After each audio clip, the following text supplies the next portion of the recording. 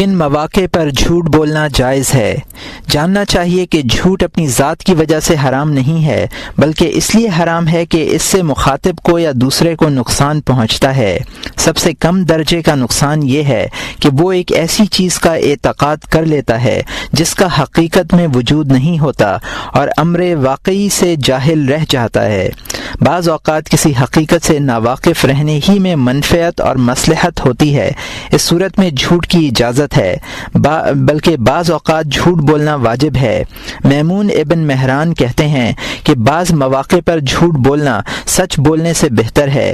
مثال کے طور پر اگر کوئی شخص کسی کے پیچھے تلوار لے کر دوڑے اور اسے قتل کرنا چاہے، وہ قتل کے خوف سے تمہارے ہاں کسی جگہ چھپ جائے اور دوسرا شخص تم سے یہ معلوم کرے کہ کیا تم نے فلاں شخص کو کہیں دیکھا ہے، اس صورت میں کیا تم یہ نہیں کہو گے کہ مجھے نہیں معلوم؟ تم اسے اس کے چھپنے کی جگہ سے آگاہ نہیں کرو گے۔ ایسا کرنا تم پر واجب ہوگا۔ اس کی تفصیل یہ ہے کہ کلام مقاصد کے وسیلے کی حیثیت رکھتا ہے۔ اگر کسی اچھے مقصد تک پہنچنا جھوٹ اور سچ دونوں ذریعوں سے ممکن ہو تو جھوٹ بولنا حرام ہے، اور اگر صرف جھوٹ ہی کے ذریعے ممکن ہو تو جھوٹ بولنا مباح ہے۔ اگر وہ سچ دونوں ذریعوں سے ممکن ہو تو جھوٹ بولنا حرام ہے، اور اگر صرف جھوٹ ہی کے ذریعے ممکن ہو تو جھوٹ بولنا مباح ہے۔ اگر وہ مقصد مباح ہو اور واجب ہے اگر وہ مقصد واجب ہو۔ چنانچہ مسلمان کے خون کی حفاظت کرنا واجب ہے، اس لیے اگر سچ بولنے سے مسلمان کی جان ضائع جاتی ہے تو جھوٹ بولنا واجب ہے۔ اسی طرح اگر جنگ میں دو شخصوں کے درمیان صلح کرانے میں اور مظلوم کے دل سے خوف و ہراس دور کرنے میں جھوٹ کے بغیر چارہ نہ ہو تو جھوٹ بولنا مباح ہے، لیکن اس سے بھی حتی الامکان بچنا چاہیے، کیونکہ بعض اوقات آدمی کی زبان ضروری جھوٹ سے تجاوز کر کے غیر ضروری جھوٹ تک تجاوز کر جاتی ہے۔ اس صورت میں جھوٹ صرف اس حد تک جائز ہوگا جہاں اس کی ضرورت تھی، اور جو بات ضرورت سے زائد تھی وہ حرام ہوگی۔ استثناء پر یہ روایت دلالت کرتی ہے کہ حضرت ام کلثوم رضی اللہ عنہا فرماتی ہیں کہ میں نے حضرت صلی اللہ علیہ وسلم کو ان 3 مواقع کے علاوہ کبھی جھوٹ کی اجازت دیتے ہوئے نہیں سنا۔ ایک، 2 شخصوں کے درمیان صلح کرانے کے لیے، دوسرے جنگ میں، تیسرے میاں بیوی کے باہمی گفتگو کے دوران، اور یہ مسلم کی حدیث ہے۔ ان سے ایک روایت یہ منقول ہے کہ سرکار دو عالم صلی اللہ علیہ وسلم نے ارشاد فرمایا، لیس بکذاب من اصلح بین اثنین فقال خیر او نمی خیر۔ یہ بخاری و مسلم کی حدیث ہے۔ 2 شخصوں کے درمیان اچھی بات کہہ کے اور خیر کا ذکر کر کے صلح کرانے والا جھوٹا نہیں ہے۔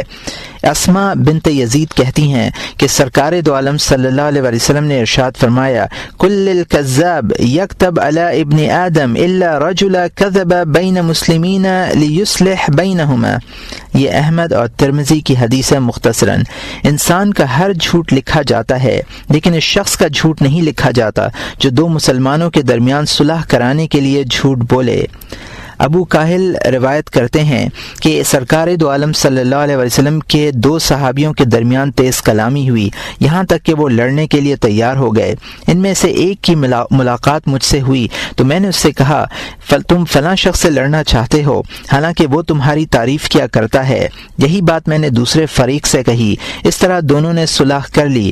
میں نے دل میں سوچا کہ میری کوشش سے ان دونوں کے درمیان صلح ہو گئی، لیکن میں خود جھوٹ بول کر تباہ و برباد ہو گیا۔ میں نے اس واقعے کی اطلاع نبی صلی اللہ علیہ وسلم کو دی۔ آپ نے فرمایا، یا ابا کاہل اصلح بین الناس ولو بالکذب، اور یہ طبرانی کی حدیث ہے۔ اے ابو کاہل، لوگوں کے درمیان صلح کراؤ، خواہ جھوٹ ہی بولنا پڑے۔ عطا بن یسار کہتے ہیں کہ ایک شخص نے سرکار دو عالم صلی اللہ علیہ وسلم سے دریافت کیا کہ میں اپنی بیوی سے جھوٹ بول لیا کروں؟ آپ نے فرمایا، جھوٹ میں خیر نہیں ہے۔ اس نے پوچھا، وعدہ کر لیا کروں؟ آپ نے فرمایا، وعدہ کرنے میں کوئی مذائقہ نہیں ہے۔ یہ ابن عبد البر فی التمہید کی حدیث ہے، جس کو صفوان بن سلیم عن عطا بن یسار نے مرسلاً روایت کیا ہے۔ عہد عمر رضی اللہ تعالیٰ عنہ کا قصہ ہے۔ ابن عزرت الدولی نام کا ایک شخص کثرت سے نکاح کرتا تھا اور ان سے خلا کر لیا کرتا تھا۔ اس کی اس عادت کا لوگوں میں بڑا چرچا ہوا۔ حضرت عمر رضی اللہ تعالیٰ عنہ تک یہ بات پہنچی تو انہیں بھی اچھی معلوم نہیں ہوئی۔ جب اسے معلوم ہوا کہ حضرت عمر رضی اللہ تعالیٰ عنہ میری اس عادت سے خفا ہیں تو حضرت زید ابن ارقم کا ہاتھ پکڑ کر اپنے گھر لایا اور اپنی بیوی سے کہنے لگا، میں تجھے اللہ کی قسم دے کر پوچھتا ہوں، کیا تو مجھ سے نفرت کرتی ہے؟ اس عورت نے کہا، قسم دے کر مت پوچھ۔ اس نے اصرار کیا۔ عورت نے اعتراف کیا کہ میں واقعتاً تجھے دل سے ناپسند کرتی ہوں۔ زید بن ارقم یہ گفتگو سنتے رہے۔ پھر یہ دونوں حضرت عمر رضی اللہ تعالیٰ عنہ کے پاس آئے۔ ابن ابی عذرہ نے عرض کیا کہ آپ سب لوگ مجھ پر یہ الزام لگاتے ہیں کہ میں اپنی بیویوں پر ظلم کرتا ہوں اور انہیں طلاق دے دیتا ہوں۔ آپ زید ابن ارقم سے معلوم کریں۔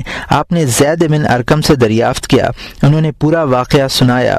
عورت کی طلبی ہوئی اور وہ اور اس کی پھوپھی دونوں حاضر ہوئیں۔ آپ نے پوچھا، کیا تو نے ہی اپنے شوہر سے ایسی بات کہی ہے؟ اس نے کہا، میں نے ایسا کہا ہے اور اب میں اللہ تعالیٰ سے توبہ کرتی ہوں۔ دراصل میرے شوہر نے مجھے قسم دے کر یہ بات معلوم کی تھی۔ میں جھوٹ بولنے کی ہمت نہ کر سکی اور سچی بات کہہ دی۔ کیا میں جھوٹ بول دیا کروں؟ آپ نے فرمایا، ہاں جھوٹ بول دیا کرو۔ تم اگر اپنے شوہروں کو پسند نہ کرو تو اس کا اظہار نہ کیا کرو، کیونکہ گھر کی سلامتی میاں بیوی کی محبت میں منحصر ہے۔ لوگوں کو چاہیے کہ وہ اسلام اور احسان کے سائے میں زندگی گزاریں۔ تو نواس ابن سمعان کلابی سے مروی ہے کہ سرکار دو عالم صلی اللہ علیہ وسلم نے ارشاد فرمایا، ما لی اراکم تتحافتون فی الکذب تحافت الفراش فی النار کل الکذب یکتب علی ابن آدم لا محال الا ان یکذب الرجل فی الحرب فإن الحرب خصدع او یکون بین الرجلین شحنا فیصلح بینہما او یحدث امراتها یردیہا۔ یہ ابو بکر بن لال فی مکارم الاخلاق کی حدیث ہے۔ یہ کیا بات ہے کہ میں تمہیں جھوٹ پر اس طرح گرتے ہوئے دیکھتا ہوں جس طرح پروانہ آگ پر گرتا ہے۔ ابن آدم کے نامہ اعمال میں ہر جھوٹ یقینی طور پر لکھا جائے گا، الا یہ کہ کوئی شخص جنگ میں جھوٹ بولے، اس لیے کہ جنگ دھوکہ ہے، یا دو آدمیوں میں کینہ ہو اور وہ جھوٹ بول کر ان میں صلح کرا دے، یا اپنی بیوی کو خوش کرنے کے لیے جھوٹ کہہ دے۔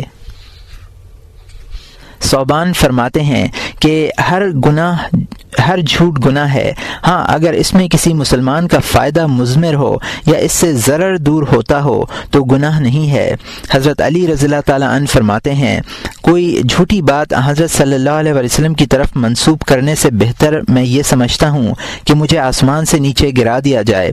البتہ جنگ میں جھوٹ کہنے میں کوئی حرج نہیں ہے، کیونکہ جنگ میں فریب ہوتا ہی ہے۔ بہرحال یہ 3 مواقع ہیں جہاں جھوٹ بولنے کی صریح اجازت منقول ہے۔ وہ مواقع بھی انہی کے ساتھ مربوط ہو سکتے ہیں جن سے اس کی یا کسی دوسرے کے صحیح مقاصد اور شرعی مصالح متعلق ہوں۔ مثلاً اگر کوئی ظالم پکڑ لے اور مال کا پتہ دریافت کرے تو لا علمی ظاہر کرنا جائز ہے۔ اسی طرح اگر حاکم وقت بلا کر اس جرم کے بارے میں جاننا چاہے جو چھپ کر کیا گیا ہے تو اس سے بھی انکار کر دینا جائز ہے۔ رسول اکرم صلی اللہ علیہ وسلم ارشاد فرماتے ہیں، من ارتکب شیئا من هذه القاذورات فلیستتر بستر اللہ۔ یہ حاکم کی حدیث ہے جس کو ابن عمر رضی اللہ تعالیٰ عنہ نے روایت کیا ہے۔ جو شخص ان برائیوں یعنی زنا، چوری وغیرہ کا مرتکب ہو جائے اسے ان برائیوں کو مخفی رکھنا چاہیے۔ یہاں مترجم نے حاشیے میں لکھا ہے کہ روایت کے الفاظ یہ ہیں، اجتنبوا هذا الكاذورات التي نهى الله عنها فمن علم بشيء منها فليستتر بستر الله۔ اور یہاں مترجم کا حاشیہ ختم ہوتا ہے۔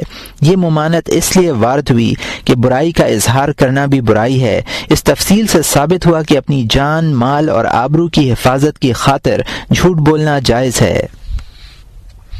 دوسروں کے مقاصد کے لیے جھوٹ کی مثال یہ ہے کہ کوئی شخص کسی کا راز جاننا چاہے تو یہ کہہ دے میں نہیں جانتا، یا دو شخصوں میں جھوٹ بول کر صلح کرا دے، یا اپنی بیویوں میں یہ حکمت عملی اپنائے کہ ہر ایک سے بے پایاں محبت کا اظہار کرے، خواہ دل میں ان کی محبت زیادہ نہ ہو، یا بیوی کو خوش کرنے کے لیے کسی ایسی چیز کا وعدہ کر لے جس کا مہیا کرنا دائرہ مقدرت سے خارج ہو، یا کسی ایسے شخص سے جس کے بارے میں یہ یقین ہو کہ وہ محبت کے اظہار اور مستقبل میں کسی کوتاہی کے امکان سے انکار کے بغیر خوش نہ ہوگا، عذر کر دے، کیونکہ جھوٹ بری چیز ہے۔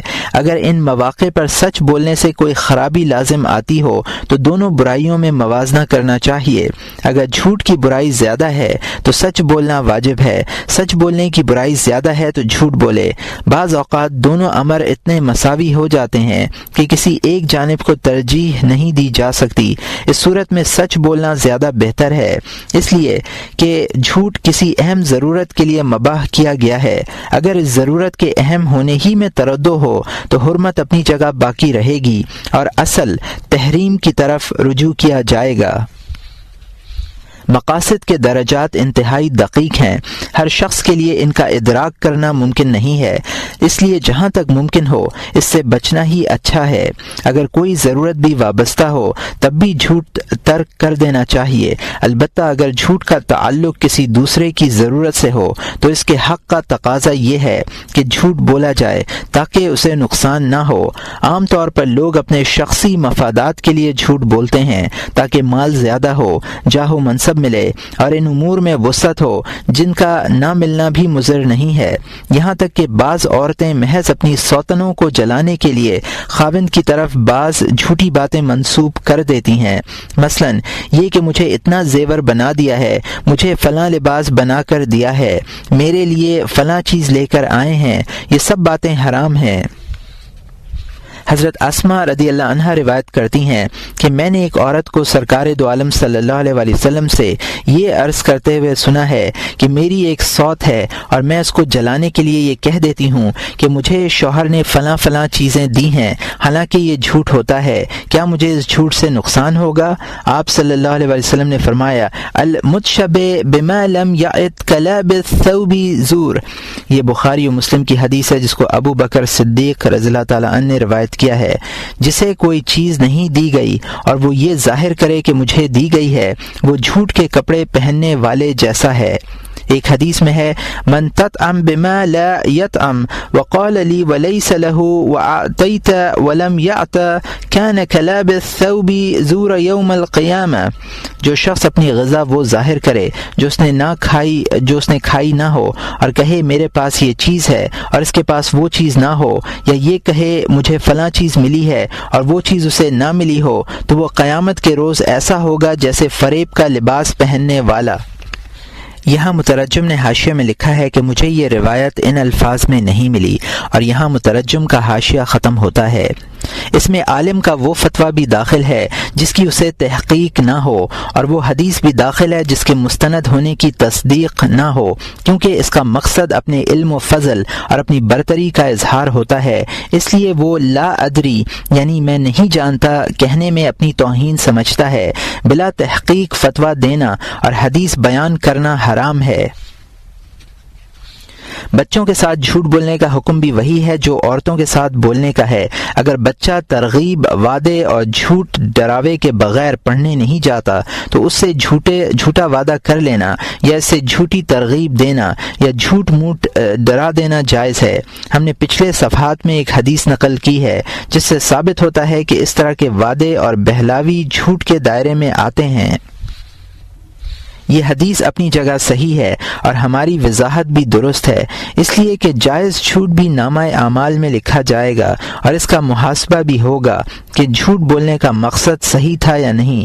بہرحال اگر مقصد بچے کی اصلاح ہو تو اس طرح کا جھوٹ مباح ہے، لیکن اس میں دھوکہ بہت ہوتا ہے کیونکہ بعض اوقات نفسانی اغراض محرک بن جاتی ہیں اور وہ جھوٹ بولنے پر مجبور کرتی ہیں۔ بظاہر یہ دعویٰ ہوتا ہے کہ میں اصلاح کی خاطر جھوٹ بول رہا ہوں، لیکن حقیقت میں اپنی کسی خواہش کی تکمیل مقصود ہوتی ہے، اس لیے یہ جھوٹ لکھا جائے گا اور اس پر مواخذہ ہوگا۔ جو شخص جھوٹ بولتا ہے اس کے لیے اجتہاد کرنا ضروری ہو جاتا ہے کہ وہ جس مقصد کے لیے جھوٹ بول رہا ہے وہ شرعی نقطۂ نظر سے سچ سے زیادہ اہم ہے یا نہیں۔ یہ ایک پرخطیر اور نازک ترین مرحلہ ہے۔ بسا اوقات انسان کی محدود عقل صحیح فیصلہ کرنے سے قاصر رہ جاتی ہے، اس لیے بہتر یہی ہے کہ جھوٹ ترک کرے، سچ بولے، الا یہ کہ کسی موقع پر جھوٹ بولنا ہی واجب ہو، مثلا یہ کہ جھوٹ بولے بغیر جان نہ بچتی ہو یا کسی گناہ کے ارتکاب کا اندیشہ ہو۔ ترغیب و ترہیب کے لیے احادیث گھڑنا صحیح نہیں۔ بعض لوگوں کا خیال یہ ہے کہ اعمال کے فضائل اور معاصی کی برائی کو کثرت کے ساتھ ظاہر کرنے کے لیے احادیث گھڑنا صحیح ہے۔ وہ یہ سمجھتے ہیں کہ مقصود کی سلامتی اور اہمیت کے پیش نظر اس کی اجازت ہے۔ یہ ایک واضح غلطی ہے۔ رسول اللہ صلی اللہ علیہ وسلم ارشاد فرماتے ہیں، من کذب علی متعمدا فلیتبع مقعد من النار، یہ بخاری و مسلم کی حدیث ہے۔ جو شخص مجھ پر جان بوجھ کر جھوٹ گھڑے اسے اپنا ٹھکانہ دوزخ میں بنا لینا چاہیے۔ اس روایت پر عمل نہ کرنے کی کوئی وجہ سمجھ میں نہیں آتی۔ ترغیب و ترہیب کے لیے احادیث گھڑنے کی ضرورت ہی کیا ہے؟ قرآن کریم کی بے شمار آیات اور لا تعداد روایات اس ضرورت کو پورا کرتی ہیں۔ بعض لوگ یہ کہتے ہیں کہ صحیح روایات اتنی بار سنی جا چکی ہیں اور بیان کی جا چکی ہیں کہ اب ان میں وہ اثر باقی نہیں رہا ہے جس کی ضرورت ہے۔ لوگوں کی اصلاح کے لیے نئے نئے مضامین بیان کرنے کی ضرورت ہے۔ یہ ایک لغو اور باطل خیال ہے۔ اللہ تعالیٰ پر اور اس کے نبی صلی اللہ علیہ وسلم پر افطرا سے بڑھ کر کوئی دوسری معصیت نہیں ہو سکتی۔ دوسروں کو معصیت سے بچانے کے لیے خود معصیت میں مبتلا ہونا نہ عقل کے نزدیک مستحسن ہے اور نہ شرع کی نظر میں پسندیدہ۔ دعا یہ ہے کہ اللہ تعالیٰ تمام مسلمانوں کو اس معصیت سے بچائے۔ کنایتاً بھی جھوٹ نہ بولنا چاہیے۔ سلف سے منقول ہے کہ کنایتاً جھوٹ بولنا کذب کے دائرے میں نہیں آتا۔ حضرت عمر رضی اللہ تعالیٰ عنہ سے مروی ہے کہ اگر آدمی کنایتاً جھوٹ کہہ دے تو جھوٹ سے بچ جاتا ہے۔ حضرت عبداللہ ابن عباس رضی اللہ تعالیٰ عنہ وغیرہ سے بھی اسی طرح کے اقوال روایت کیے گئے ہیں۔ ان تمام بزرگوں کا مقصود یہ ہے کہ اگر انسان جھوٹ بولنے پر مجبور ہو جائے تو اسے کنایتاً جھوٹ بول دینا چاہیے۔ اگر کنایتاً کفایت کر جائے، اگر ضرورت اور مجبوری نہ ہو تو نہ صراحت جائز ہے اور نہ کنایا، تاہم کنایا میں نرمی ہے۔ کنایا کی مثال یہ واقعہ ہے کہ ایک مرتبہ مطرف زیاد کے پاس گئے۔ اس نے پوچھا، اتنے دنوں میں کیوں آئے ہو؟ انہوں نے ایک مرض کا بہانہ کیا اور کہنے لگے، جب سے میں آپ کے پاس سے گیا ہوں کروٹ بھی نہیں لی، الا یہ کہ اللہ نے چاہا ہو کہ میں کروٹ لوں۔ ابراہیم ابن ادہم رحمۃ اللہ علیہ فرماتے ہیں کہ اگر کوئی شخص تمہارے حوالے سے کوئی غلط بات کہے اور تم اس کی تکذیب نہ کرنا چاہتے ہو تو یہ کہہ دیا کرو، ان اللہ تعالی لیعلم ما قلت من ذلك من شیء، اللہ جانتا ہے جو کچھ میں نے اس سلسلے میں کہا، یا اللہ جانتا ہے میں نے اس سلسلے میں کچھ نہیں کہا۔ اس صورت میں حرف ما سامع کے نزدیک نفی کے لیے اور اس شخص کے نزدیک جس نے تمہاری طرف غلط بات منسوب کی ہے ابہام کے لیے ہوگی۔ معاذ بن جبل رضی اللہ تعالیٰ عنہ حضرت عمر رضی اللہ تعالیٰ عنہ کے عامل تھے۔ جب وہ گھر واپس آئے تو ان کی اہلیہ نے پوچھا، تم بھی اپنے اہل و عیال کے لیے کچھ لے کر آئے ہو یا نہیں؟ دوسرے عمال تو لے کر آتے ہیں۔ انہوں نے کہا، میں کچھ نہیں لایا، میرے ساتھ ایک نگراں موجود تھا۔ ان کی بیوی یہ سن کر متعجب ہوئیں اور کہنے لگیں، عجیب بات ہے، تم حضرت صلی اللہ علیہ وسلم کے دور میں بھی امین تھے اور حضرت ابو بکر صدیق رضی اللہ تعالیٰ عنہ کے عہد خلافت میں بھی امین رہے، ان دونوں نے تم پر کبھی کوئی نگراں مقرر نہیں کیا۔ حضرت عمر رضی اللہ تعالیٰ عنہ نے ایسا کیوں کہا؟ یہ بات انہوں نے دوسری عورتوں سے بھی کہی۔ اس کا اس قدر چرچا ہوا کہ کسی نے حضرت عمر رضی اللہ تعالیٰ عنہ سے بھی جا کر یہ کہہ دیا۔ آپ نے حضرت معاذ رضی اللہ تعالیٰ عنہ کو بلایا اور پوچھا، میں نے تمہارے ساتھ کس شخص کو نگراں بنا کر بھیجا تھا؟ حضرت معاذ رضی اللہ تعالیٰ عنہ نے کہا کہ میری بیوی نے دوسرے عمال کے حوالے سے کہا تھا کہ وہ اپنے گھر تحفے تحائف لے کر آتے ہیں، تم کیوں نہیں لائے؟ میں نے اس کے جواب میں یہی کہہ دیا کہ میرے ساتھ ایک نگراں تھا، میرا مطلب یہ تھا کہ باری تعالیٰ میرے نگراں تھے اور میرا ہر عمل ان کے سامنے تھا۔ یہ سن کر حضرت عمر رضی اللہ تعالیٰ عنہ مسکرائے اور انہیں کچھ دے کر کہا یہ لے جاؤ اور اپنی بیوی کو راضی کرو۔ نخعی رحمۃ اللہ علیہ اپنی بیٹی سے کبھی یہ نہ کہتے کہ میں تجھے مٹھائی لے کر دوں گا، بلکہ یہ کہتے اگر میں تجھے مٹھائی لا دوں، کیونکہ بعض اوقات وہ مٹھائی خرید نہ پاتے تھے۔ اسی طرح اگر کسی وقت گھر سے نکلنا مقصود نہ ہوتا اور کوئی آواز دیتا تو لونڈی سے فرماتے کہ اس سے کہہ دو مسجد میں جا کر تلاش کرے، یہ مت کہنا گھر میں نہیں ہوں ورنہ جھوٹ ہو جائے گا۔ شابی رحمۃ اللہ علیہ ایسے موقعوں پر ایک دائرہ کھینچ دیتے اور خادم سے کہتے کہ اس دائرے میں ہاتھ رکھ کر کہہ دے یہاں نہیں ہے۔ کنایتاً جھوٹ بولنا بھی ضرورت کے وقت مباح ہے، بلا ضرورت نہ بولنا چاہیے، کیونکہ اس سے دوسرا شخص خلاف واقعہ بات سمجھتا ہے۔ اگرچہ یہ لفظوں میں جھوٹ نہیں ہے لیکن فی الجملہ مکروہ ہے، جیسا کہ عبداللہ ابن عتبہ سے مروی ہے کہ میں اپنے والد کے ساتھ حضرت عمر بن عبدالعزیز کی خدمت میں حاضر ہوا، میرا لباس دیکھ کر لوگ کہنے لگے کیا یہ لباس تمہیں امیر المومنین نے عطا کیا ہے؟ میں نے کہا اللہ امیر المومنین کو جزائے خیر دے۔ میرے والد نے کہا بیٹے جھوٹ سے بچو، حالانکہ یہ محض دعا تھی، جھوٹ نہ تھا۔ اس کے باوجود میرے والد نے منع کیا کیونکہ لوگ اس جواب سے یہی سمجھتے کہ یہ لباس امیر المومنین کا عطا کردہ ہے، حالانکہ حقیقت اس کے خلاف تھی۔ اس صورت میں کوئی بات ایسی کہنا جس سے لوگوں کے خیال کی تصدیق ہو محض نام و نمود اور مفاخرت کے لیے ہوتی، البتہ کنایات معمولی مقاصد کے لیے مباح ہیں، جیسے کسی شخص کا دل خوش کرنے کے لیے مزاح کر لیا جائے۔ مثلا حضرت صلی اللہ علیہ وسلم نے ایک بڑھیا سے فرمایا کہ بوڑھی عورت جنت میں نہیں جائے گی۔ ایک عورت سے فرمایا تیرے شوہر کی آنکھ میں سفیدی ہے۔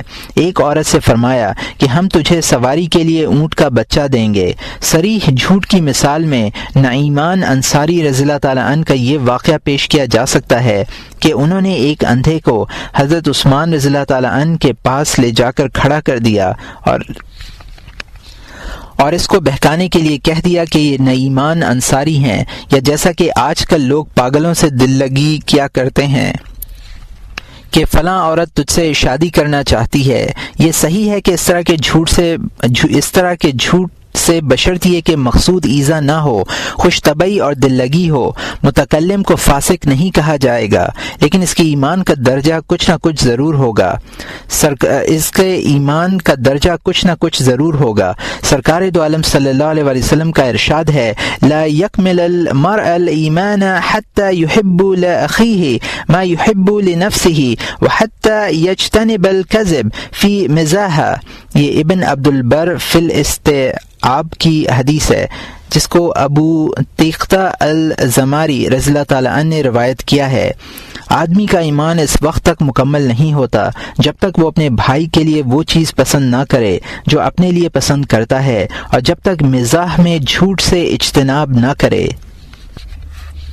حضرت صلی اللہ علیہ وسلم کا یہ ارشاد کہ آدمی بعض مرتبہ ایسی بات کہتا ہے کہ لوگ اس پر ہنسیں اور وہ اس کے باعث دوزخ میں سریا سے بھی دور جا پڑتا ہے، انہی لوگوں کے حق میں ہے جو مزاح میں غیبت کرتے ہیں اور دوسروں کو اذیت پہنچاتے ہیں۔ مطلق مزاح مراد نہیں ہے۔ ایک اور جھوٹ جس سے آدمی فاسق نہیں ہوتا وہ ہے جس سے مبالغہ مقصود ہو، مثلا یہ کہنا کہ میں نے تجھے 100 بار بلایا یا 1000 بار فلاں بات کہی، خواہ بلانے والے نے 100 بار نہ بلایا ہو یا کہنے والے نے 1000 بار وہ بات نہ کہی ہو، لیکن اسے جھوٹا نہیں کہا جائے گا، کیونکہ اس طرح کے مواقع پر عدد کی تکثیر شمار کے لیے نہیں ہوتی بلکہ مبالغے کے لیے ہوتی ہے۔ اب اگر کسی شخص نے محض ایک بار بلایا یا ایک مرتبہ کچھ کہا تو یہ جھوٹ ہوگا۔ ہاں اگر چند بار بلایا یا کئی مرتبہ کچھ کہا تو کوئی گناہ نہ ہوگا، اگرچہ وہ تعداد 100 یا 1000 تک نہ پہنچی ہو۔ مبالغہ بھی خطرات سے خالی نہیں ہے۔ بعض مرتبہ آدمی مبالغے سے گزر کر کسب کی حدود میں داخل ہو جاتا ہے۔ ایک اور جھوٹ جسے لوگ عادتاً بولتے ہیں اور اسے جھوٹ بھی نہیں سمجھتے، یہ ہے کہ جب ان سے کھانا کھانے کے لیے کہا جاتا ہے تو وہ جواب میں کہتے ہیں بھوک نہیں ہے، حالانکہ بھوک ہوتی ہے۔ ایسا کہنا ممنوع و حرام ہے، بشرط یہ کہ اس میں کوئی صحیح غرض نہ ہو۔ مجاہد رحمۃ اللہ علیہ حضرت اسماء بنت عمیس رضی اللہ تعالی عنہ سے روایت کرتے ہیں، انہوں نے فرمایا کہ میں اس رات حضرت عائشہ رضی اللہ عنہا کے ساتھ تھی جس رات میں نے انہیں سجایا سنوارا تھا، تاہم کچھ عورتیں انہیں لے کر رسول اکرم صلی اللہ علیہ وسلم کی خدمت میں پہنچیں۔ خدا کی قسم اس وقت آپ کے پاس سامان ضیافت کے طور پر ایک پیالہ دودھ کے علاوہ کچھ نہ تھا۔ آپ نے دودھ نوش فرمایا اور بچا ہوا دودھ حضرت عائشہ رضی اللہ عنہا کی طرف بڑھایا۔ وہ پیالہ پکڑتے ہوئے شرمائیں۔ ہم نے کہا رسول اللہ صلی اللہ علیہ وسلم کا ہاتھ مت ہٹاؤ اور لے لو۔ انہوں نے شرماتے ہوئے پیالہ لے لیا اور کچھ دودھ پیا۔ آپ نے فرمایا باقی دودھ اپنے ساتھ والیوں کو دے دو۔ ہم نے عرض کیا ہمیں بھوک نہیں ہے۔ آپ نے فرمایا تم بھوک اور جھوٹ کو جمع نہ کرو۔ میں نے عرض کیا یا رسول اللہ اگر کسی چیز کو ہمارا دل چاہتا ہو اور ہم یہ کہہ دیں کہ خواہش نہیں ہے، کیا ایسا کہنا جھوٹ ہوگا؟ آپ صلی اللہ علیہ وسلم نے فرمایا ان الکذب لیکتب کذبا حتی تکتب الکذیبۃ کذیبۃ۔ یہ ابن ابی دنیا کی حدیث ہے اور طبرانی کبیر کی۔ جھوٹ جھوٹ ہی لکھا جاتا ہے، یہاں تک کہ تھوڑا جھوٹ تھوڑا ہی لکھا جاتا ہے۔ بزرگان امت اس طرح کے جھوٹ میں بھی تسامح سے بچتے تھے۔ لیث ابن سعد کہتے ہیں کہ حضرت سعید ابن المسیب کی آنکھوں میں کیچڑ رہا کرتا تھا اور کبھی آنکھوں سے باہر ارد گرد کی جلد پر بھی پھیل جاتا تھا۔ لوگ کہتے آپ یہ کیچڑ ہاتھ سے صاف کر لیں۔ فرماتے کیسے کروں؟ طبیب سے کیے ہوئے وعدے کا کیا ہوگا؟ اس نے مجھ سے کہا تھا کہ آنکھوں کو ہاتھ مت لگانا، میں نے وعدہ کر لیا تھا، اب میں اس کی خلاف ورزی کیسے کروں؟ اہل ورع اپنی زبانوں کی اسی طرح حفاظت کیا کرتے تھے۔ جو شخص حفاظت میں کوتاہی کرے گا اس کی زبان اس کے اختیار کے حدود سے نکل جائے گی اور اس طرح جھوٹ بولے گی کہ وہ احساس بھی نہ کر سکے گا۔ خوات تیمی کہتے ہیں کہ ربی ابن خیثم کی ایک بہن ان کے بیٹے کی عیادت کے لیے آئیں اور پوچھنے لگیں بیٹے کیا حال ہے؟ ربی لیٹے ہوئے تھے، اٹھ کر بیٹھ گئے اور بہن سے پوچھا کیا تو نے اسے دودھ پلایا ہے؟ انہوں نے کہا نہیں۔ فرمایا پھر تمہارا بیٹا کس طرح ہوا؟ تمہیں اے بھتیجے کہنا چاہیے تھا۔ لوگوں کی یہ بھی عادت ہے کہ جو بات انہیں معلوم نہیں ہوتی اس کے متعلق کہہ دیتے ہیں، خدا جانتا ہے۔ حضرت عیسیٰ علیہ السلام فرماتے ہیں کہ یہ بڑا گناہ ہے کہ بندہ جس بات کو نہ جانتا ہو اسے کہہ دے خدا جانتا ہے۔ بعض لوگ جھوٹے خواب بیان کرنے میں کوئی حرج نہیں سمجھتے، حالانکہ اس کا گناہ بھی عظیم ہوتا ہے۔ رسول اکرم صلی اللہ علیہ وسلم کا ارشاد ہے ان من اعظم الفریت ان يدعي الرجل الى غیر ابیہ او یری فی عینیہ فی المنام ما لم یر او بقول علی ما لم اقل۔ یہ بخاری کی حدیث ہے جس کو واصلہ بن الاسقا رضی اللہ تعالی عنہ نے روایت کیا ہے۔ بڑا بہتان یہ ہے کہ آدمی اپنے باپ کے علاوہ کسی دوسرے کی طرف منسوب ہو، یا جو بات خواب میں نہ دیکھی ہو اسے دیکھی ہوئی ظاہر کرے، یا مجھ پر وہ بات کہے جو میں نے نہیں کہی۔ ایک روایت میں ہے من کذب فی حلم کان یوم القیامہ ان یقعد بین شعیرتین ولیس بقاعد بینہما۔ یہ بخاری کی حدیث ہے جس کو ابن عباس رضی اللہ تعالی عنہ نے روایت کیا ہے۔ جو شخص خواب کے سلسلے میں جھوٹ بولے اسے قیامت کے روز جو کے دو رانوں میں گرہ ڈالنے پر مجبور کیا جائے گا اور وہ گرہ نہ ڈال سکے گا۔